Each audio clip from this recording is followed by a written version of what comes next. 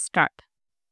आज शेती आणि शेतकऱ्यांसमोर असलेल्या समस्यांवर कृत्रिम बुद्धिमत्ता AI, यांत्रिकीकरण, सूक्ष्म सिंचन आदी आधुनिक तंत्रज्ञानाची मदत घेतल्यास निश्चित मात करता येऊ शकते. त्या दृष्टीने शेतीमधील समस्या शोधणे, त्यांच्यावरील उपाययोजनांची साधने निर्माण करण्यास प्रोत्साहन देणे गरजेचे असते. त्या दृष्टीने पुणे जिल्हा प्रशासनाने देशातील पहिल्या ॲग्री हॅकॅथॉनचे 1 ते 3 जून दरम्यान आयोजन करून एक महत्त्वाचे पाऊल उचलले.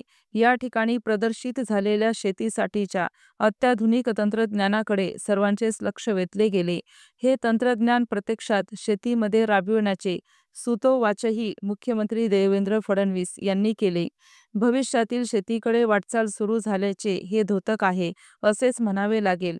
हवामान बदल, पर्यावरणीय समस्या, जमिनीच्या वाटण्यांमुळे घटत असलेले शेतीचे क्षेत्र, रासायनिक खते, कीडनाशकांचा अतिवापर, मुबलक पाणी उपलब्ध असलेल्या ठिकाणी पारंपरिक सिंचन पद्धतीमुळे क्षार पड होत असलेली जमीन, शेतमजुरांचा तुटवडा आदी समस्यांच्या पार्श्वभूमीवर त्यावरील उपाययोजना शोधण्यासाठी पुण्याचे जिल्हाधिकारी जितेंद्र खुडी यांनी नाविन्यपूर्ण अशी पुणे ॲग्री हॅकॅथॉन आयोजित करण्याची संकल्पना समोर आणली. शेतीच्या उन्नतीसाठी कोणत्याही नव्या कल्पनेच्या पाठीशी संपूर्ण ताकद उभी करणारे राज्याचे मुख्यमंत्री तथा पुणे जिल्ह्याचे पालकमंत्री अजित पवार यांनी या कल्पनेला आवश्यक पाठबळ उभे केल्याने ती मूर्त स्वरूपात आली. परिच्छेद. जिल्हाधिकाऱ्यांनी कृषी विभाग, कृषी महाविद्यालय, कृषी विज्ञान केंद्रातील संशोधक, प्रगतिशील शेतकरी यांच्याशी चर्चा करून मार्च महिन्यापासून हॅकॅथॉनचे नियोजन सुरू केले होते.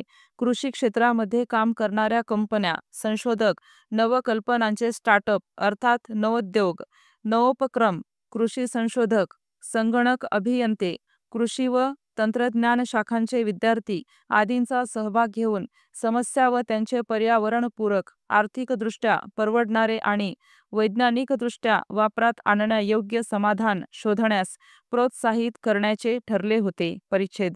स्पर्धेसाठी कृषी क्षेत्रातील कृत्रिम बुद्धिमत्ता, मृदा सिंचन आणि मृदा आरोग्य व्यवस्थापन, सूक्ष्म सिंचनातून खत व्यवस्थापन व रोग कीड व्यवस्थापन, कृषी यांत्रिकीकरण, पीक काढणी तंत्रज्ञान आणि अवशेष व्यवस्थापन, कृषी अर्थशास्त्र व बाजारपेठ जोडणी आणि इतर कोणतीही नवकल्पना असे विभाग करून त्यातील विजेत्यांना पुरस्कार वितरण करण्याचे ठरले होते.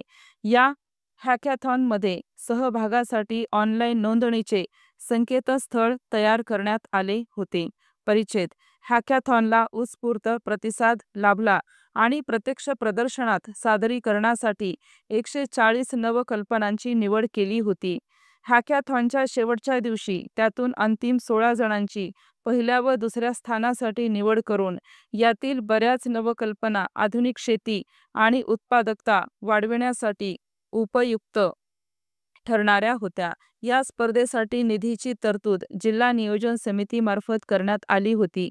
स्पर्धेकरिता कृषी विद्यापीठे, भारतीय कृषी अनुसंधान संस्था, संशोधन केंद्रे यांचे तज्ज्ञ मार्गदर्शन घेण्यात आले.